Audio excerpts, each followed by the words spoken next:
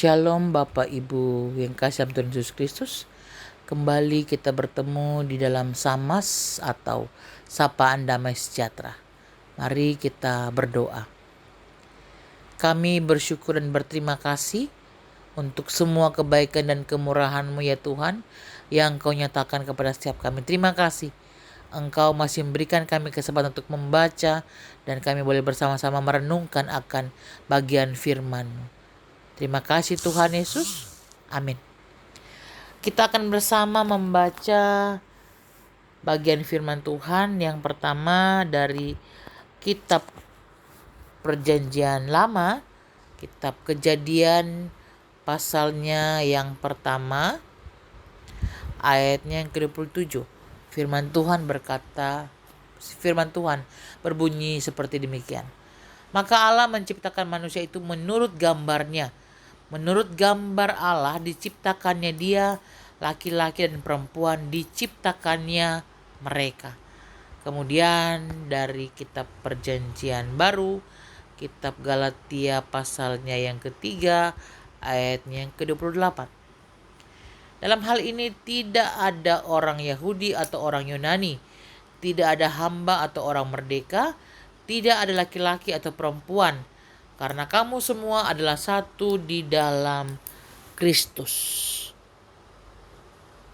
Salah satu pahlawan nasional yang ditetapkan pemerintah adalah Ibu Dewi Sartika. Ibu Dewi Sartika besar dan lahir di Bandung.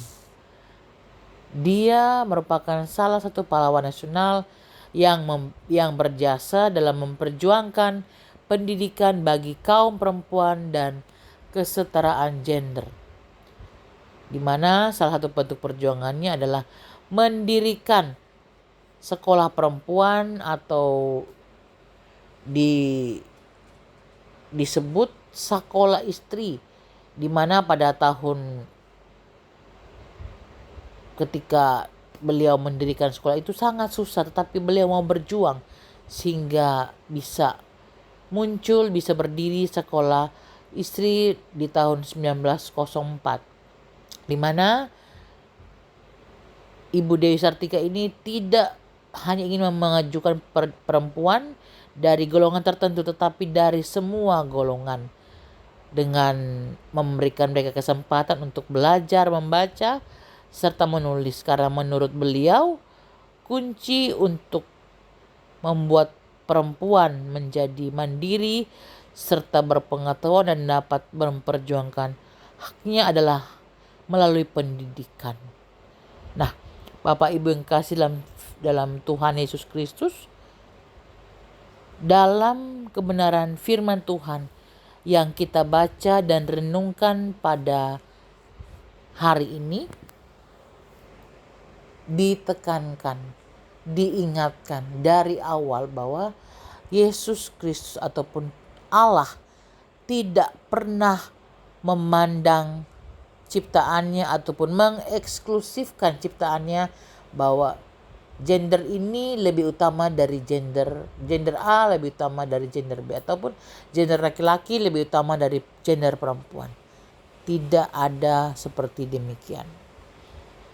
Dalam bagian firman Tuhan juga surat yang dituliskan oleh Paulus ketika membahas tentang perbedaan gender, di mana Paulus menekankan bahwa di dalam Kristus status ataupun gender laki-laki ataupun perempuan setara. Ia menegaskan bahwa nilai kesetaraan antara laki-laki dan perempuan itu sama,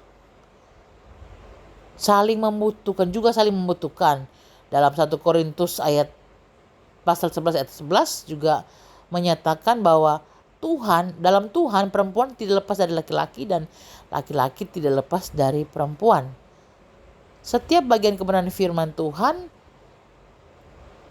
di dalam Kristus menyatakan bahwa ada kesetaraan antara laki-laki dan perempuan, terlepas mungkin dari perbedaan etnis ataupun ekonomi. Nah, kita semua berdiri di atas satu dasar yang sama di hadapan Yesus Kristus ataupun di hadapan Tuhan.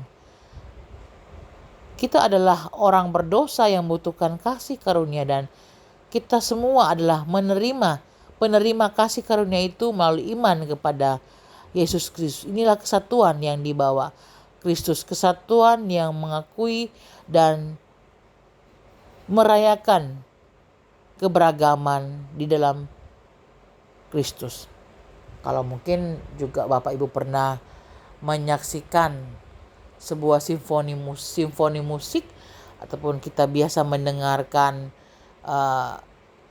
persembahan melalui kulintang ataupun angklung dari tim-tim yang ada, itu gak pernah ataupun gak akan mungkin kita hanya menyaksikan dari satu jenis ataupun dari satu musik, satu jenis musik, tapi ada terdiri dari berbagai macam musik ataupun terdiri dari berbagai macam not, sehingga menciptakan sebuah keberagaman yang indah, dan ketika kita mendengarkan tercipta harmonisasi yang sangat baik. Adapun ketika Paulus juga menyatakan bahwa gak ada lagi itu yang namanya orang Yahudi, gak ada lagi namanya orang Yunani, seorang hamba ataupun orang merdeka ataupun seorang laki-laki ataupun perempuan, tidak menyiratkan bahwa hal-hal ataupun identitas tadi itu lenyap, tetapi menekankan bahwa identitas tersebut tidak lagi menjadi hal superior. Artinya yang satu tidak ada bisa membanggakan di atas yang lain, tetapi semuanya sama dan setara. Perbedaan yang ada bukan menjadi penghalang, tetapi itu adalah sebuah persatuan ataupun saling melengkapi untuk menjadi berkat di mana Tuhan menempatkan setiap kita masing-masing. Dengan adanya ataupun kita memelihara ataupun mewujudkan kesatuan, kita bisa menjadi terang bagi dunia yang carut marut ini, bagi dunia yang terpecah belah, sehingga kasih Tuhan nyata di dalam kehidupan kita, dan kita bisa menjadi terang dimanapun Tuhan menempatkan kita. Mari kita bersama satu dalam doa. Kita berdoa. Kami mengucap syukur kepadamu Tuhan, Allah yang mengasihi setiap manusia, tidak membedakan seperti apa ataupun bagaimana keberadaan kehidupan kami. Engkau sama mengasihi kami. Terima kasih Tuhan untuk kasih setiamu, mampukan kami untuk selalu menghargai, selalu saling menghormati dan membawa terang Injil kasih setia Tuhan dimanapun Engkau menempatkan kami, kepada orang-orang yang kami temui, dan menjadi berkat bagi setiap mereka. Terima kasih Tuhan Yesus, kami mau bersyukur dan menaikkan doa kami kepadamu. Amin.